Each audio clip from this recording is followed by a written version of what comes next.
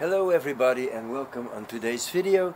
Today we are going to talk about this little pomegranate fusion bonsai project. So let's bring the camera in to see what's going on.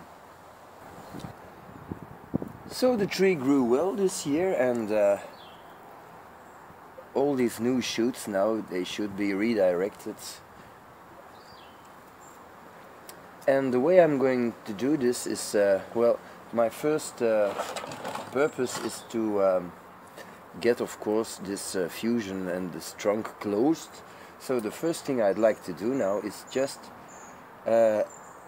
putting these little branches where it is possible onto the trunk. So how am I going to do that? Well, I'm going to remove a piece of wire that I used to fix the trunks on the foam, and then I'm going to take the new growth and follow between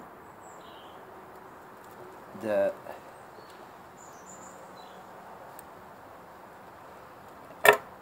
trunks that are already fixed and just put it there. So this is going to take quite some time, but I think in the end it will speed up the fusion process, and that's what we want. So I'm done now with positioning all the new shoots onto the foam trunk, and I took the opportunity to reposition a few of these, and I must say I'm really pleased with the result, because as you can see now, the whole trunk is covered with little shoots, and well, all these seedlings are filling the trunk up really nicely now. Now technically the work is done.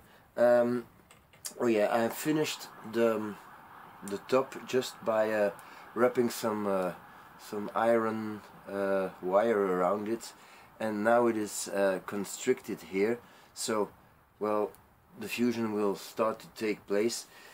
I think the only thing to do now is to let this tree grow freely for at least a year and then see if the fusion occurs.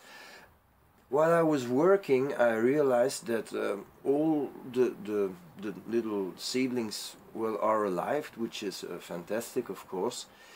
Another thing I realized is that after one season of growth, and it's not really a full growing season because we did this only a few months ago. We started this project only a few months ago, but some of the trunks are starting to swell and were already constricted by the wire, and if I let this grow for another year, I think I'm going to lose all my little metallic pins, you know, these little things I made, and well, it's a shame, because it's one hell of a job to make them all. So I think I'm going to finish this work by just taking one big pin and a piece of rope. Well, I don't know if it's called rope, you know what I mean, it's just for knitting, you know.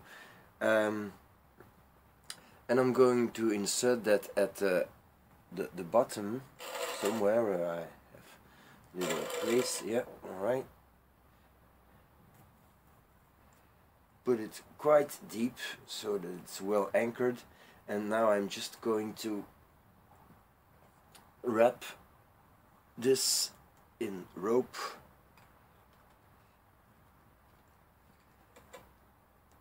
so that I'm sure that all these little trunks and shoots stay in the position where I want them to stay.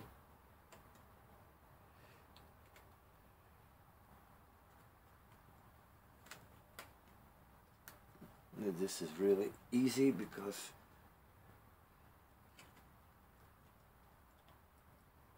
all these trunks are now where they should be. It gives a little more pressure. Now, why am I doing this? Well, because I think that this technique with the foam is something that I could try later again, and I don't want to make all these little pieces of wire again. So if the trees stay nice in position now, I can remove all these little pieces of wire and reuse them. So that's the reason why I'm doing this.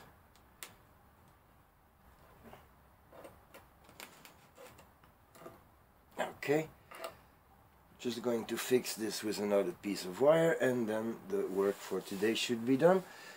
Except that I'm going to remove all the little pieces of wire now, one by one, and I'm gonna keep them for a next project with foam and little seedlings. So it will cost me some time to get them out, but it will spare me a lot of time to reuse them when I need these little pins. So that concludes the work for today. Maybe in 1 or 2 years this fusion project will be fused, and we will end up with a quite attractive trunk. But then of course we will have to start building the ramification, the branches, and that's going to be another problem. But if we can have a trunk this thick in 1 or 2 years, well, that's already a nice start, I think. So hope you liked it, and hope you'll try this at home. Thank you for watching, and see you next time.